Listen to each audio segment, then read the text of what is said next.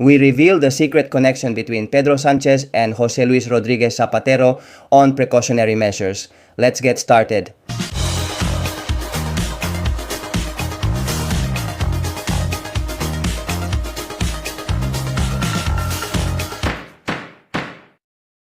Hello everyone and welcome to a new edition of Precautionary Measures.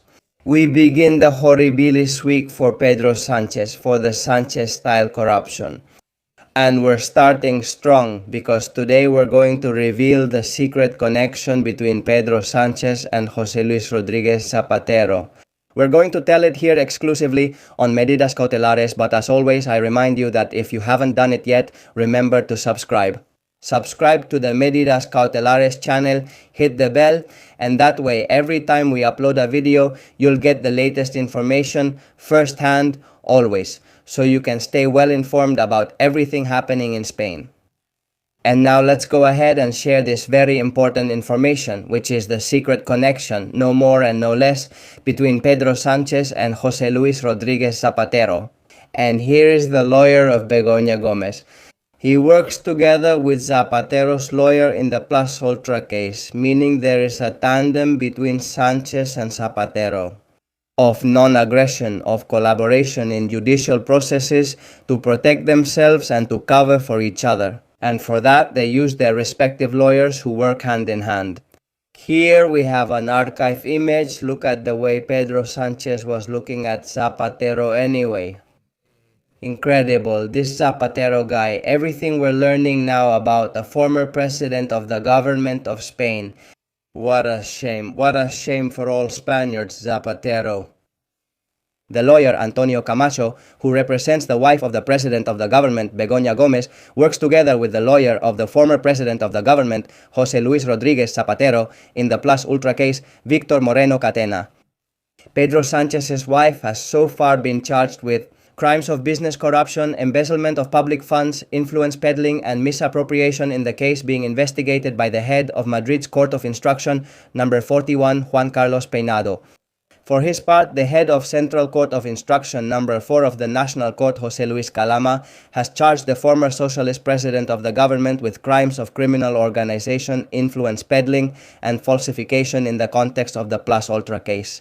Remember, today Begoña Gómez is summoned to a preliminary hearing by Judge Peinado. If she doesn't show up, Judge Peinado will send the police to look for her, and moreover, most importantly, at the end of the hearing there will be a session on precautionary measures. And that means they can take away her passport or require her to report weekly or bi-weekly at the nearest courthouse. That is, I believe that Begoña Gómez will have some precautionary measure imposed on her.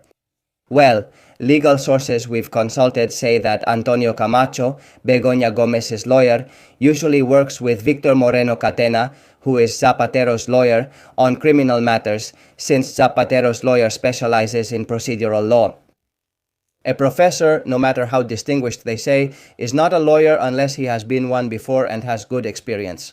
Moreno Catena came to the legal profession late and is 100% a proceduralist. Predictably, Moreno Catena's strategy in the Plus Ultra case will likely involve attacking possible procedural defects, while for the criminal substance of the proceedings, he will turn to the help of Antonio Camacho. Zapatero's lawyer will try to seek the annulment of the evidence or even of the entire case. In fact, he has just submitted a brief to Judge Calama for this purpose. For this purpose, he has an exceptional ally, the President of the Constitutional Court, Cándido Conde Pumpido, who is a close friend of Zapatero. The same sources consulted point out that Camacho, Antonio Camacho, lawyer for Begoña Gómez, and Víctor Moreno Catena, lawyer for Zapatero, are also connected by their ties to the PSOE. Camacho was Minister of the Interior in Zapatero's own government. Previously, he was Secretary of State for Security with José Antonio Alonso and Alfredo Pérez Rubalcaba. In the 2011 general elections, he was the leading candidate for the PSOE in Zamora and was elected as a member of parliament. In Congress, he left active politics in 2014. For his part, Víctor Moreno Catena held high positions in the Ministry of the Interior during the governments of Felipe González. In addition, he has defended several defendants in the Andalusian PSOE Sere case, such as the former Minister of Finance, Carmen Martínez Aguayo. Precisely, the Constitutional Court of Conde Pumpido ended up covertly granting amnesty to all those convicted in the SER case. We remind you that Jose Luis Rodriguez Zapatero is summoned to testify as a suspect in the Plus Ultra case on June 17 and 18 before the judge of the National Court, Jose Luis Calama, that is, this Wednesday and Thursday. The judge decided this Friday to open a separate case to investigate Zapatero for tax fraud and smuggling. In relation to the jewelry found during the search carried out on May 19th in his office, what is the origin of this jewelry according to these judges? It is not justified and its value has been preliminarily appraised at 1.3 million euros. In case you don't remember, here is a picture of Begoña Gómez's lawyer, the former Socialist Minister of the Interior, Antonio Camacho. Camacho has already been involved in several controversies, both in the Begoña Gómez case and in other legal proceedings.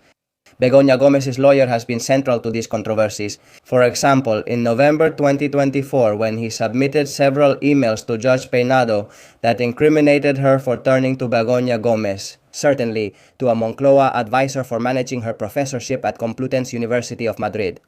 Camacho intended to demonstrate with these emails that Gómez only signed the technical specifications document for the software developed for her master's program at the Complutense because the university expressly instructed her to do so.